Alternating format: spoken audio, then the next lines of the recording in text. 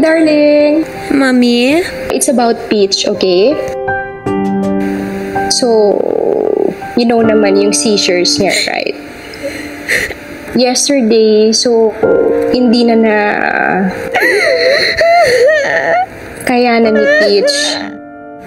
Ang seizure sa aso ay pwede mangyari sa young or seemingly healthy dogs. Pero kung hindi yan naaagapan, yes, pwede yang ikamatay. So bilang pet owners, ano ang dapat mong gawin as a first aid kapag nagsiseizure ang inyong mga alaga? Una, keep calm. Don't panic. Sound cliche, pero pinaka-importante para matulungan nyo ang inyong alaga. Pangalawa, keep them safe.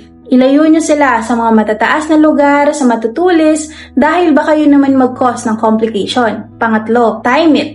Usually, common na tagal ng seizure sa ating alaga ay 2 minutes and below. Pero kapag yan nag-more than 2 minutes at wala pang aksyon, wala pang first aid na nagagawa, mas tumataas yung risk ng brain damage at mas bumababa ang chance na makasurvive sila. Next, take a video. Yan ang pinaka-importanting pwede nyo gawin para maipakita nyo sa inyong veterinarian. Iba't ibang uri ang seizure at epilepsy sa ating mga alaga. And last, dalhin nyo sila sa inyong veterinarian sa malapit na veterinary clinic. Kahit tapos na ang seizure, okay na ang inyong alaga, pwede pa rin yun maulit at kailangan malaman kung ano yung nagkakos. So para maiwasan or maagapan agad ang inyong alaga, regular visit to your veterinarian, regular check-up is a must. Yun lang, follow for more vet tips.